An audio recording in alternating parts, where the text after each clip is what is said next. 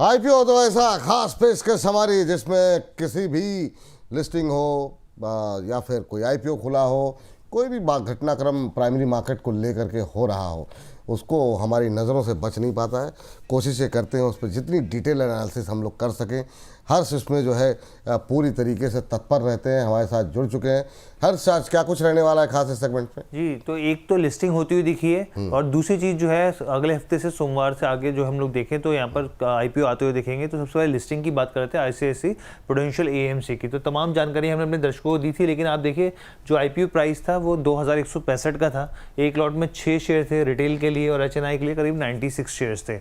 अब हुआ क्या है, अगर अपने दर्शकों को हम लोग बताएं, अगली प्लेट लेकर आते हैं यहाँ पर और आपको बताते हैं लिस्टिंग किस भाव पर होती हुई दिखी है यहाँ पर। तो अगर लिस्टिंग को अगर हम लोग देखें तो आप ये देखिए कि 2610 रुपये करीब करीब यहाँ पे देखिए लिस्टिंग जो प्राइस है 2600 के आसपास होती हुई दिखी है। 435 का प्रति शेयर के हिसाब से फ़ायदा होता हुआ दिखा है। परसेंटेज के हिसाब से देखें तो ये 20% हो जाता है, बल्कि 20.9% हो जाता है। अगर आप लिस्टिंग गेंस के हिसाब से देखें, रिटेल के पास कितना आया है, 2610 रुपये आया है यहाँ पर। और अगर आप एचएनआई के हिसाब से देखें तो 41,760 आया है। इतना ही नहीं बल्कि कई ब्रोकरेजेस की रिपोर्ट में पढ़ रहा था, उनका साफ तौर पर कहना है ये जो स्टॉक है आने वाले दिनों में आपको 2900-3000 के भाव पे भी जाता हुआ दिख सकता है। ये बात यहाँ पर निकल करके आई है। काफ़ी क्वेरीज आज इसको लेकर के है और होनी भी चाहिए, लेकिन जो है इसी वजह से हमने सुबह भी एक सेगमेंट इसको लेकर के किया। और रचित सर, मैं चाहूँगा कि इसको थोड़ा सा डिटेल में अगर आप बता सकें क्या करना चाहिए और कैसे देख रहे हैं फंडामेंटल्स को आप करंट लेवल पे। बहुत लोग अभी भी ख़रीदना चाह रहे हैं और जिन्होंने लिया हुआ है आईपीओ में उन्हें होल्ड करना चाहिए या नहीं? देखिए, एएमसी स्पेस की हम बात करते हैं ना सर, तो it is one of the biggest AMC. मतलब ये एचडीएफसी एएमसी से भी बड़ी कंपनी है इन टर्म्स ऑफ जितना ये एएमसी हैंडल करते हैं। अगर ट्रस्ट की बात होती है तो एचडीएफसी एएमसी का ट्रस्ट फैक्टर, वो एक सेंटिमेंटल बात अगर हम बोल दें, वो थोड़ा सा ज़्यादा बड़ा दिखता है। और जहां तक बात होती है सर रिटर्न्स की, तो आप देखेंगे रिलेटिवली आईसीआईसीआई की एएमसी के रिटर्न्स ज़्यादा थोड़े से बेटर देखने को मिलते हैं। ट्रस्ट थोड़ा सा इनहेरिटेड जो होता है ना कि एचडीएफसी बैंक का है और ये सब इस कारण से है।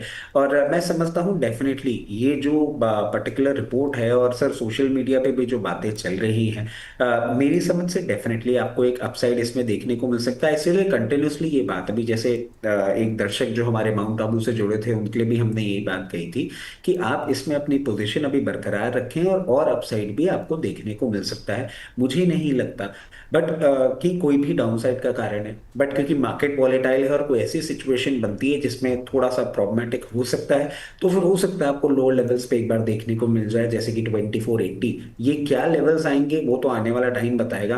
बट हाँ सर, बहुत स्ट्रॉन्ग कंपनी है, एक अच्छा पेरेंटेज है और ये जो बिजनेस है ये भी जैसे कि हम देख रहे हैं कि ग्रो किए ही जा रहा है और आने वाले समय में और एक्सपोनेंशियल ग्रोथ ही रजिस्टर करेगा।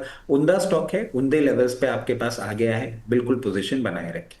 चलिए, ये बात है। और इस बीच हम देखिए सर, जो प्रतिक्रियाएं आनी शुरू हो गई हैं, हमारे एक दर्शक की तरफ से टिप्पणी आई है, रचित सर को हम हमेशा ही सुनना और उनसे सीखना चाहते हैं। Already registered but will wait for the Rachit sir any time.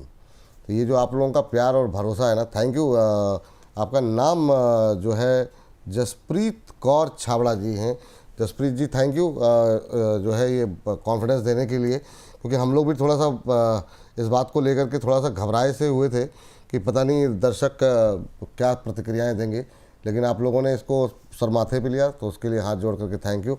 इसको अभी टाल देंगे तो और ज़्यादा से ज़्यादा लोग जुड़ पाएंगे। बहुत लोग जुड़ना चाह रहे हैं लेकिन किन्हीं ना किन्हीं कारणों की वजह से वो नहीं जुड़ पा रहे हैं। तो हम चाहते हैं कि एक अच्छा सेशन हो तो उसमें लाइव लोग जुड़े रहें, तो उसका आनंद अलग आएगा।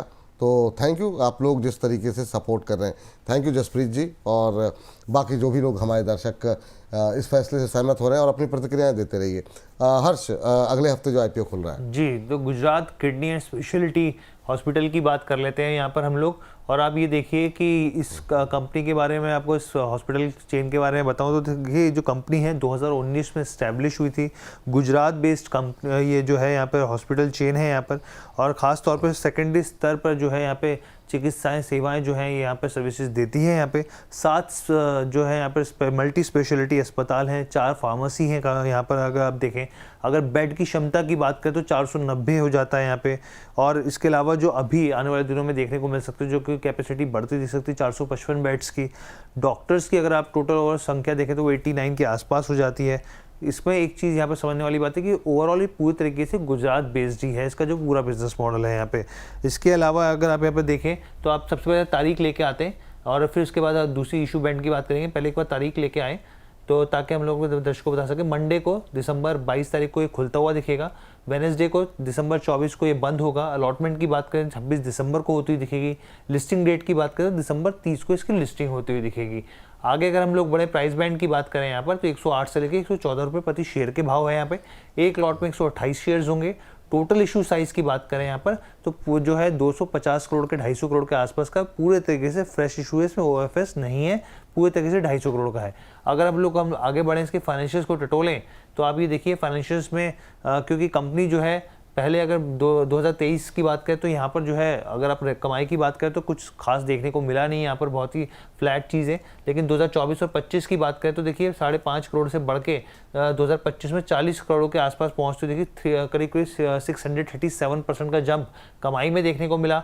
प्रॉफिटेबिलिटी की बात करें, प्रॉफिट आफ्टर टैक्स तो 2023 में लॉस मेकिंग थी, उसके बाद जो है 2024 में करीब यहाँ पे 1 करोड़ 71 लाख पहुंचता हुआ दिखा और उसके बाद देखिए 9.5 करोड़ के आसपास पहुंचता दिखा, यानी कि 400% के आसपास का जंप प्रॉफिट आफ्टर टैक्स में आता हुआ दिखा है। एबिटा की बात करें, एबिटा में भी एक बहुत अच्छा जंप जो है यहाँ पर आप देखिए करीब 14 गुना बढ़ता हुआ दिखा। 2024 और 25 के हिसाब से कंपेयर करें करीब 2 करोड़ से बढ़कर 16 करोड़ होता हुआ दिखा।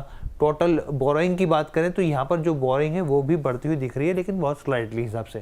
ग्रे मार्केट प्रीमियम क्या कह रहा है वो अपने दर्शकों को बताए थे हम लोग अगली प्लेट में। तो आप ये देखिए 10 रुपये ऊपर है यहाँ पे, करीब 8.77% के आसपास का 124 रुपये प्रति शेयर के भाव पे लिस्टिंग की संभावना। चलिए करीब जो है 9% के आसपास का ग्रे मार्केट में प्रीमियम चल रहा है।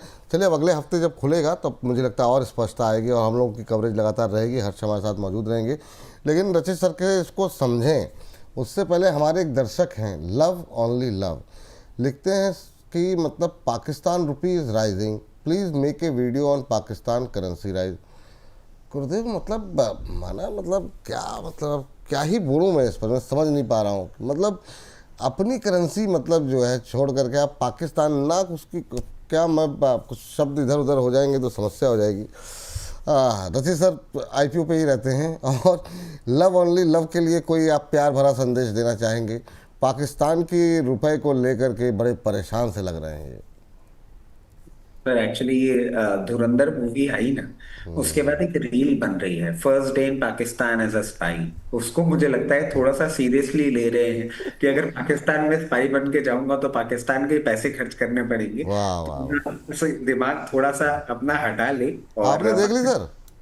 नहीं सर, मैं देख नहीं पाया थोड़ी सी क्योंकि सर मेरे को एक ही चीज का डर लग रहा है। मतलब आई एम सो सॉरी, मैं थोड़ा सा क्योंकि सर बहुत लंबी है, मतलब रन टाइम बहुत बड़ा है। और अगर आप मान लेते हैं आधी पौन घंटा थिएटर जाना आना, तो सर इतना पेशेंस ना बचा नहीं है। आप अगर मेरे से पूछेंगे ना तो इतना पेशेंस और इतना टाइम डेडिकेशन देना हमें थोड़ा सा मुश्किल हो रहा है, तो अभी नहीं देख पाया हूँ। बट हाँ सर, मैं वेट कर रहा हूँ ओटीटी का। मैं ओटीटी वाला आदमी बन चुका हूँ, एक ही पिक्चर को 3 दिन काट के और ऐसे देख के थोड़ा ज्यादा इजी फील करता हूँ।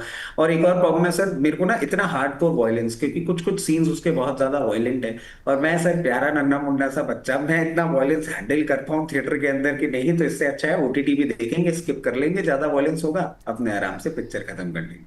मतलब दुनिया से जुदा कुछ अलग अंदाज है आपका, क्या ही कहा जाए। पहले आप आईपीओ पे ही बातचीत कर लीजिए सर, है ना। अब धुरंधर पे तो क्या ही बात करें आपसे। जी सर बताइए।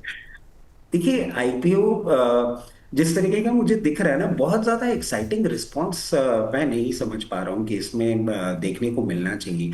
और सर अभी हमने देखा भी था रिसेंट टाइम्स में और भी आईपीओ आए थे। मैं कहूँगा कि अगर आपको एक रीजनेबल लिस्टिंग लेनी चाहिए, मान लीजिए कि आप ये बोलते हैं एक दिन में मेरा पैसे का 10% रुपया बन रहा है, अगर वो चीज़ आप करना चाह रहे हैं तो डेफिनेटली आप इसमें अप्लाई कर सकते हैं। मगर अगर आप एक लॉन्ग टर्म मीडियम टर्म के इन्वेस्टमेंट की बात कर रहे हैं तो जैसे हमने कुछ कुछ आईपीओ के अंडर परफॉर्मेंस भी देखे थे, कुछ कुछ आईपीओ प्राइस से नीचे भी आपको देखने को मिले थे। ये भी एक कंपनी वैसी हो सकती है। मुझे बहुत ज्यादा एक्साइटमेंट नहीं हो रहा है इस पर्टिकुलर आईपीओ को लेके, बट हाँ, अगर आप 10 to 15% लिस्टिंग गेन के लिए इसमें अप्लाई करना चाह रहे हैं तो एक बार जरूर कर सकते हैं। हो सकता है नेक्स्ट वीक में आपको ग्रे मार्केट प्रीमियम भी थोड़ा सा बढ़ता हुआ दिख जाए। चलिए ठीक है, तो क्या फिर अगले हफ्ते इस पर निर्णय लिया जाए सर? बिल्कुल बिल्कुल सर, अगले हफ्ते ही निर्णय लिया जाए। तो अभी अगले हफ्ते का वेट कीजिए थोड़ा, उसके बाद ही निर्णय लिया जाए। हर्ष, और कोई जानकारी? नहीं सर, फिलहाल इतना ही। चलिए, तो अगले हफ्ते का हम इंतज़ार करते हैं। अगले हफ्ते और भी अगर आईपीओ आते हैं उस पर हमारी निगाहें रहेंगी, और अच्छी अच्छी जानकारी जो है वो हर्ष लेकर के आते ही रहते हैं। तो फिलहाल के लिए इस सेगमेंट को करते हैं यहीं पर समाप्त।